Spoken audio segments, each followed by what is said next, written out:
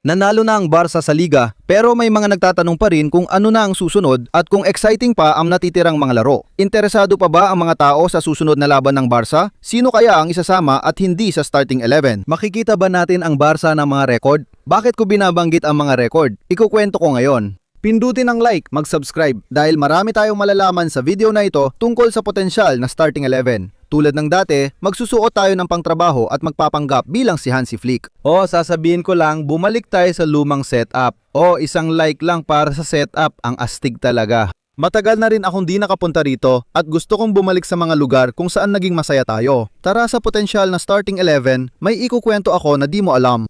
Alaves versus FC Barcelona sa Mendizorroza.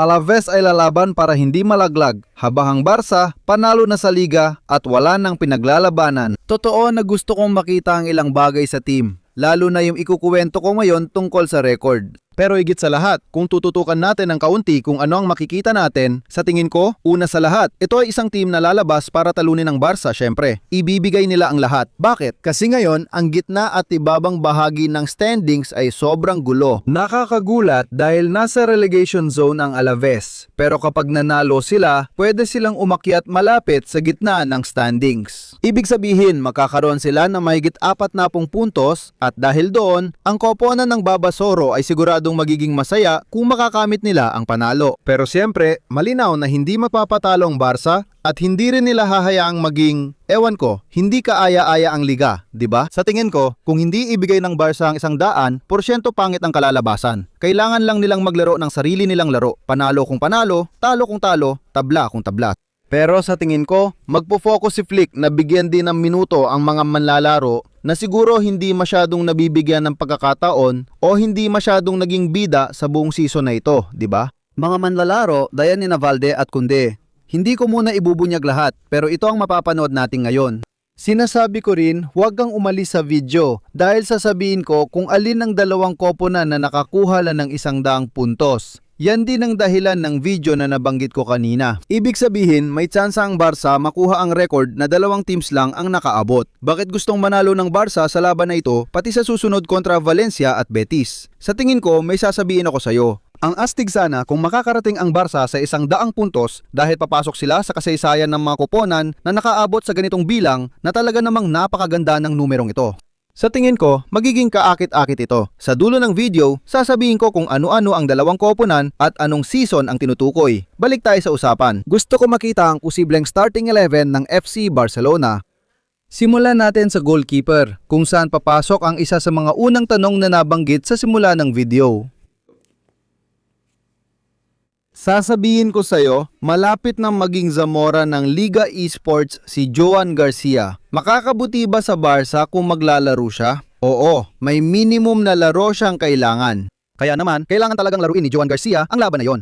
Mas maganda kung mas kaunting goals ang papasukin niya para maging Zamora, ibig sabihin siya ang goalkeeper na may pinakakaunting goal na naipapasok laban sa kanya sa liga. Malaking motivation ito. Gusto ko sanang itanong, gusto niyo ba na si Joan Garcia o Chesnik ang maglaro? Para sa akin, mas dapat si Joan Garcia. Kapag nakuha na ito na hindi ko alam kung mangyayari bago ang huling laro, pagkatapos ay may bibigay na rin kay Chesnik ang premyo nang walang problema. Ilalagay ko si Joan Garcia bilang aking goalkeeper. Siya rin ang goalkeeper ng lahat ng Chulers. Ang ganda ng season niya. Tara na sa depensa. Base sa huling laro, tingin ko may ilang pagbabago. Una kong ilalagay si Jules Kunde. Sa kaliwang bahagi, ako syempre tatanungin ko rin kayo mamaya, ilalagay ko si Alejandro Valde. Oo, ilalagay ko siya. Tingnan nyo dito. Si Gerard Martin ay ilalagay ko pa rin. Tandaan, opinion ko lang ito. Gusto ko ring marinig ang sayo. I-comment kung sino ang goalkeeper, depensa, midfielders at forwards mo. Sa tingin ko, ganito ko papalaruin. Valde sa kaliwa, Kunde sa kanan, Gerard Martin at dito si Araujo. Ibig kong sabihin, ayaw kong isipin ng kahit sino na ayaw namin kay Araujo dito sa channel na ito. Si Araujo ay isang manlalaro na talagang mahal namin. Nasabi ko na ang opinion ko at sinabi ko na para sa akin, Kapitan, salamat, pero dapat ibenta si Araujo. May gagawin pa kami mga video tungkol sa transfer at pag-uusapan pa natin ito. Para sa huling mga laro sa liga, para mabigyan siya ng gantimpala sa naging takbo niya sa Barca, kung sakaling umalis siya, na di pa sigurado, ibebenta ko talaga siya. Kaya ilalagay ko si Araujo katabi ni Gerard Martin sa depensa syempre. Si Cubarsí pwede ring maglaro, si Eric Garcia. Marami pang manlalaro, sapat para sa 11. Yan ang depensa ko. Punta na tayo sa gitna ng kampo. May sasabihin ako. Sa gitna ng kampo, mag-iwan ako ng pwesto na kayong pipili kung sino ang gusto ninyong makita doon. Gusto nyo bang makita dyan, ewan ko, si Gabi? Gusto nyo bang makita si Frankie de Jong? Sa huli, makikita natin. Sasabihin ko sa inyo ang dalawang manlalaro, isang pipiliin nyo. Yung una, ilalagay ko kasi gusto ko lagi silang nasa pinakamagandang kondisyon. Sasabihin ko ang mga manlalaro ko. Ilalagay ko dito si Bernal dahil naniniwala ako na karapat dapat siya, syempre, na mapasama sa 11. At ilalagay ko rin dito si Casado. Bernal at Casado, sa unahan. Gusto nyo bang maglaro si Pedri? Gusto nyo bang maglaro si Gabi? O kahit ilagay si Casado ng kaunti sa likod, gusto nyo bang maglaro si Frankie de Jong? Kayo ang pipili sa posisyong ito, kaya mag-comment sa chat.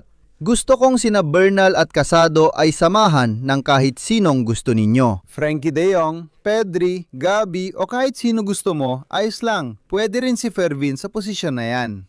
Pupunta na tayo sa mga forward, pero bago yan, uulitin ko lang sinabi ko sa simula. Ibibigay ko sa iyo ang dalawang team na umabot sa 100 puntos. Isa ay ang Barca ni Tito Vilanova na nakakuha ng 100 puntos na yon.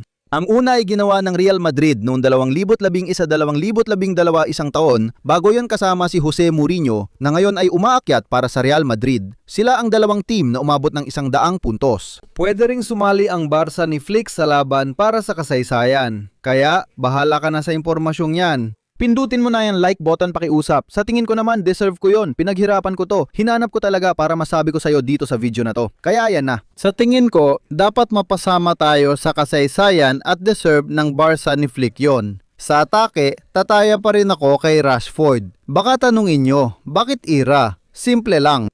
Isa siyang manlalaro na parang nasa alanganin kung mananatili ba siya o hindi. At kailangan niyang patunayan ang sarili niya. Para sa huling 3 laro ng Barca sa Liga, dapat si Rashford ang starter para mapatunayan niya ang sarili. Marami na siyang goals at assists ngayong taon, kaya masaya ang mga tao, pati ako. Pero hindi ko alam kung sapat na yon para manatili siya. Tatanunghin din kita, papanatilihin mo ba si Rashford? Oo o hindi? Sa susunod na taon, 30 milyon ang kailangang bayaran kaya kailangan magdesisyon. Babayaran ko ba ang 30 milyon o hindi? Si Rashford sa kaliwa. Sa kanang bahagi, ilalagay ko si Ronnie Vardaji. Ronnie Vale. Ilalagay ko si Ronnie Vardaji. Ayan na. Si Ronnie ay halos di na ginagamit ngayong taon, kaya ako na halos lahat ng natitira. Wala na rin sila Lamine Yamal na na-trade at si Rafinha ay kaunti lang ang laro. Galing siya sa injury kaya hindi ko rin inaasahang marami siyang malalaro. Vardaji sa kanan, Rashford sa kaliwa at sa harap si Robert Lewandowski na kaunti na lang ang natitirang laro. Sa tingin ko, kahit na may sinasabi silang may negosasyon, pakiramdam ko ito na ang huling season ni Lewandowski. Kaya kung ano man ang natitira, sana siya pa rin ang maging starter. Barca kahapon, Barca ngayon, Barca magpakailanman. Suportahan nyo ng husto ang video na to. Salamat palagi. Salamat.